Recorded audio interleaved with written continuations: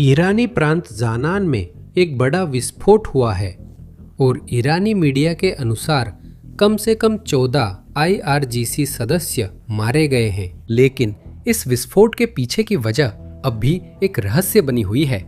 आधिकारिक बयान के अनुसार, और यह ईरानी मीडिया से आ रहा है, वे इसे एक बिना फटा हुआ विस्फोटक बता रहे हैं, यानी कोई बम जो या तो इजरायली जेट्स या शायद अमेरिकी जेट्स ने युद्ध के दौरान गिराया था और वह फटा नहीं था, और अब वे उसे हटाने या कुछ करने की कोशिश कर रहे थे और वह फट गया, जिससे 14 अलग अलग IRGC सैनिक मारे गए और कुछ और घायल हो गए। जैसा कि आप जानते हैं, ईरान में इंटरनेट 2 महीने से ज्यादा समय से बंद है, जिससे खबरों की पुष्टि मुश्किल है।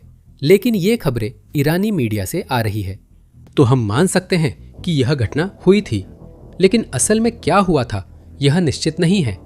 वह सच में बिना फटा बम था या कुछ और?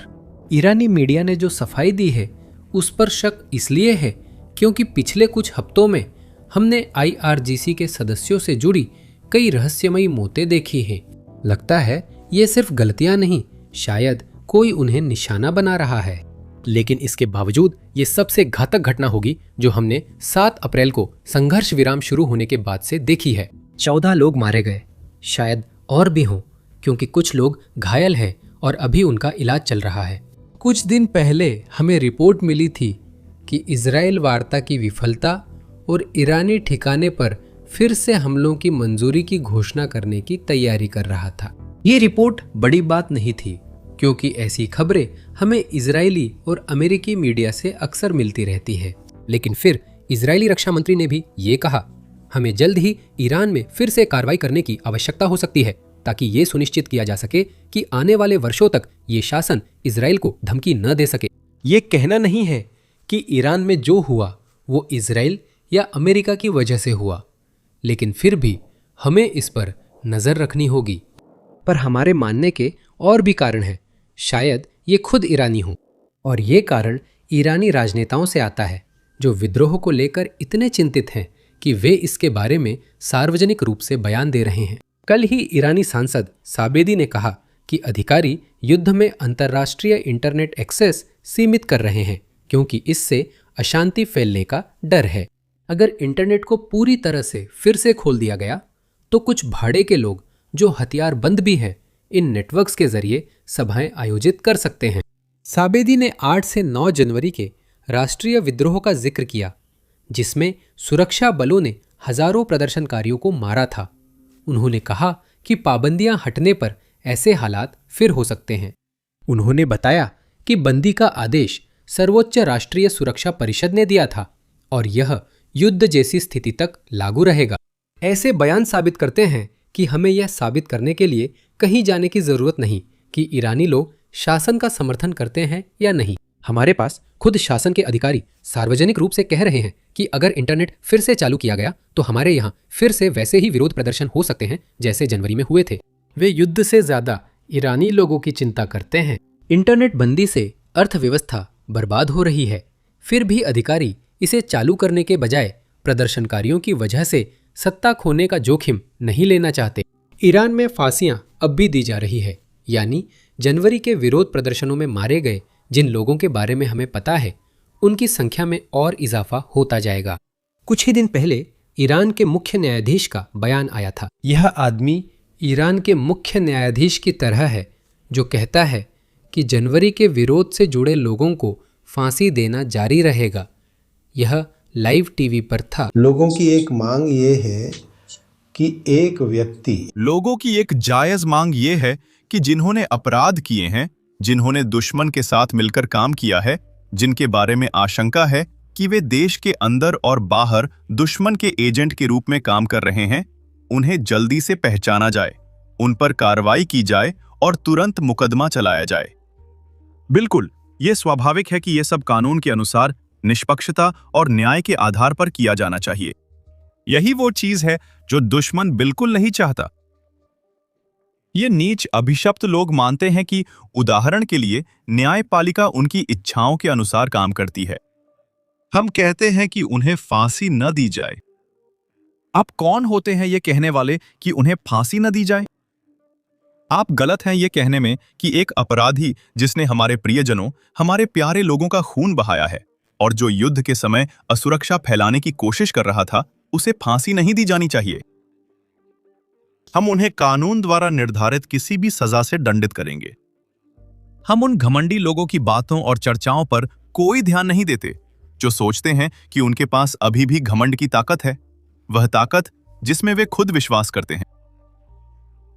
इसलिए मैं आपको फिर से बता रहा हूं और मैं इस पर जोर देता हूं और मैं चाहता हूं कि मामलों को जल्दी और सटीक तरीके से निपटाया जाए और सजा कानून के अनुसार जल्द से जल्द सुनाई जाए, लागू की जाए और हर चरण में इसकी रिपोर्ट दी जाए। सरकार हो रोजाना लागू हो सभी देशों में। ईरानी अधिकारी, खास तौर पर आरजीसी, इतने शकी है कि वे सिर्फ स्टारलिंक इस्तेमाल करने पर, सिर्फ इंटरनेट से जुड़ने पर लोगों को मार रहे हैं। इस रिपोर्ट पर नजर डालिए।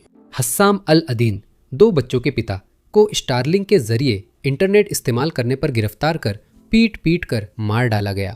28 फरवरी से युद्ध शुरू होने के बाद देश में स्टारलिंक पर प्रतिबंध है, फिर भी लोग मारे जा रहे हैं और मुकदमे का मौका भी नहीं मिल रहा। ये लोग सिर्फ स्टारलिंक इस्तेमाल करने के लिए, सिर्फ दुनिया से जुड़ने के लिए जेलों में मारे जा रहे हैं। अलादीन को पिछले 2 हफ्तों में हिरासत में लिया गया जब उन पर स्टारलिंक से इंटरनेट जुड़ने का आरोप लगा, लेकिन कोई सबूत नहीं दिया गया।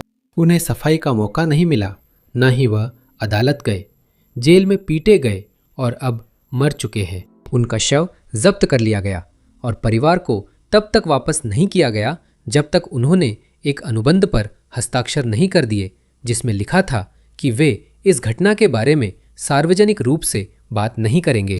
और ये कुछ ऐसा है जो ईरानी अधिकारी और ईरानी सैनिक पहले भी कर रहे थे। प्रदर्शन के दौरान वे लोगों को मारकर शव एक जगह जमा कर रहे थे जहां परिवार पहचान के लिए आ सकते थे, लेकिन वे केवल तभी शव को वापस ले जा सकते थे जब वे उस गोली की कीमत चुकाने के लिए तैयार हों जिससे उनके परिवार के सदस्य की हत्या की गई थी, और साथ ही अगर वे इस बारे में सार्वजनिक रूप से कुछ न कहने के लिए भी सहमत हों। अगर वे यह कहने के लिए सहमत हो जाते कि अरे वह पुलिस में था, वह शासन से जुड़ा था, वह प्रदर्शनकारी नहीं था, अगर वे उस दस्तावेज पर हस्ताक्षर करते जिसमें लिखा था कि वह शासन का हिस्सा था, तभी शव वापस मिलता। ये मामला संवेदनशील है, शायद YouTube के लिए उपयुक्त नहीं। मैं समझता हूँ अगर YouTube आपको ये न दिखाए, मगर ईरानी लोग रोज इससे जूझते हैं, इसी कारण हम ईरान युद्ध कवर कर रहे हैं। अगर आप लोग 1 सेकंड निकालकर नीचे दिए गए लाइक और सब्सक्राइब बटन को दबा दें तो बहुत फर्क पड़ता है कि कितने लोग इस वीडियो को देख पाते हैं। अब बात करते हैं कि बातचीत के मोर्चे पर क्या हो रहा है। दुर्भाग्यवश हमारे पास ज़्यादा नई जानकारी नहीं है। कल बताया था कि ईरान ने पिछले हफ्ते के प्रस्ताव से थोड़ा बेहतर नया प्रस्ताव भेजा है, लेकिन हमें अभी भी नहीं पता कि इस नए प्रस्ताव में ठीक ठीक क्या शामिल है। लेकिन हमें इतना ज़रूर पता है कि अमेरिका के इसे स्वीकार करने की संभावना कम है। राष्ट्रपति ट्रंप ने कल इस प्रस्ताव पर क्या कहा था, सुनिए। तो वे एक समझौता करना चाहते हैं, लेकिन मैं इससे संतुष्ट नहीं हूँ। ईरान एक समझौता करना चाहता है क्योंकि उनके पास अब कोई सैन्य शक्ति नहीं बची है मूल रूप से, और वे समझौता करना चाहते हैं, लेकिन मैं संतुष्ट नहीं हूँ। आप जानते हैं ये बिखरा हुआ और अमित्रवत नेतृत्व है, वे आपस में नहीं बन पा रहे। वे बहुत भ्रमित हैं क्योंकि उनकी अधिकतर सैन्य शक्ति खत्म हो चुकी है। अभी हमारी ईरान से बातचीत हुई है, देखते हैं आगे क्या होता है, लेकिन मैं कहूँगा कि मैं खुश नहीं हूँ। उनकी नेतृत्व टीम बहुत बिखरी हुई है, आपस में बहुत बहस करती है। वे लौटते हैं, एक कुछ कहता है, दूसरा कुछ और कहता है। वे बहुत भ्रमित है। स्पष्ट है उनका देश पूरी तरह तबाह हो चुका है। उनकी नौसेना और वायुसेना खत्म हो चुकी है। दुर्भाग्यवश उनके कई सैनिक अब नहीं रहे। उन्हें तुरंत हल निकालना होगा क्योंकि मैं उनके काम से संतुष्ट नहीं हूँ। अब जैसा कि मैंने पहले कहा था, हमें इस नए प्रस्ताव के सटीक विवरण नहीं पता है जो ईरान ने वापस भेजा है, लेकिन जो जानकारी हमें पता है वह एक्सियोस रिपोर्टिंग से मिली है, जो एक समाचार संगठन है और जो अब तक की सभी वार्ताओं की रिपोर्टिंग में बहुत अच्छा काम कर रहा है। यहाँ उस पत्रकार का इंटरव्यू है जो इन खबरों को कवर कर रहे हैं और बताते हैं कि इस ईरानी काउंटर प्रस्ताव में क्या क्या शामिल था। सुनिए। आपको ताजा क्या सुनने में आ रहा है कि ईरान ने जो यह प्रस्ताव भेजा है उसमें असल में क्या है? तो ये प्रस्ताव असल में उन अमेरिकी संशोधनों के जवाब में है जो व्हाइट हाउस के दूत स्टीव विटकॉफ ने सोमवार को ईरान को सौंपे थे। स्टीव विटकॉफ ने ईरानियों को जो भेजा है वह मूल रूप से ड्राफ्ट समझौते में फिर से ईरान के परमाणु कार्यक्रम से जुड़े मुद्दों को शामिल करने की कोशिश है। ईरानियों ने कुछ मुद्दे से हटाकर सिर्फ होर्मुज जलडमरू मध्य पर ध्यान देने की कोशिश की थी, लेकिन विटकॉफ ने इन्हें फिर शामिल करने को कहा। ईरानियों ने कल रात उन संशोधनों के बारे में अपनी प्रतिक्रिया भेजी। जहां तक मेरी समझ है, ईरानी अमेरिका के संशोधनों के और करीब गए लेकिन उन्हें स्वीकार नहीं किया, और मुझे लगता है कि इसलिए राष्ट्रपति ट्रंप ने कहा कि वो ईरानी प्रतिक्रिया से संतुष्ट नहीं थे, क्योंकि वो अभी भी वास्तव में उसके अनुरूप नहीं थी जो अमेरिका चाहता था। अब अगर बातचीत वास्तव में परमाणु मुद्दे को हल नहीं करती है तो आपको मानना पड़ेगा, या मेरा मानना है कि किसी को मानना पड़ेगा, कि युद्ध फिर से शुरू हो जाएगा। उस विकल्प के संदर्भ में मध्य पूर्व में अमेरिकी सैन्य उपस्थिति नहीं घटी है। हम देख रहे हैं कि और अधिक सप्लाई विमान अमेरिकी ठिकानों और क्षेत्र भर के अन्य अमेरिकी परिचालन ठिकानों की ओर जा रहे हैं। कल राष्ट्रपति ट्रंप ने एक टॉप सीक्रेट मीटिंग की जिसकी मीडिया को जानकारी थी, और उस मीटिंग में उन्होंने सैन्य कमांडरों से मुलाकात की, जिन्होंने उन्हें ये विकल्प दिए कि अगर बातचीत आगे नहीं बढ़ती है तो संयुक्त राज्य अमेरिका क्या कर सकता है। इस पर उनके कमेंट्स ये है। कल यहाँ एक सेंटकॉम कमांडर आए थे। क्या वो आपको किसी अलग रुख या विकल्पों के बारे में जानकारी दे रहे थे? वो विकल्प क्या थे और कैसे अलग दिखेंगे? देखिए, विकल्प मेरा मतलब है, क्या हम वहां जाकर उन्हें पूरी तरह से खत्म कर देना चाहते हैं या फिर हम कोई समझौता करने की कोशिश करना चाहते हैं? मेरा मतलब है यही विकल्प है। क्या आप जाकर उसे पूरी तरह से खत्म करना चाहते हैं? मैं ऐसा नहीं करना पसंद करूंगा। इंसानियत के नाते मैं ऐसा नहीं करना पसंद करूंगा, लेकिन यही विकल्प है। क्या हम वहां पूरी ताकत से हमला करना चाहते हैं या हम कुछ और करना चाहते हैं? वे बहुत बिखरी हुई इकाई हैं, जैसा कि आप समझ सकते हैं पीटर।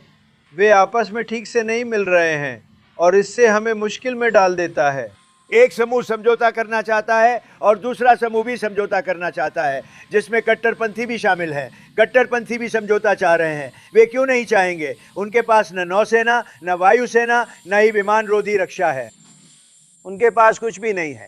अब ये समझने के लिए कि ईरान अभी जैसा व्यवहार कर रहा है उसके पीछे क्या कारण है, हमें पीछे जाकर देखना होगा कि ईरान आज जिस स्थिति में है वहां तक कैसे पहुंचा। इसका मतलब सिर्फ 1969 की इस्लामी क्रांति तक पीछे जाना नहीं है। असल में हमें और पीछे जाना होगा, जब 19वीं सदी में काजार वंश ने ईरान पर शासन किया था, और देखना होगा कि उस समय शासक वर्ग ने जो फैसले लिए थे वे आज भी ईरान को किस तरह प्रभावित करते हैं।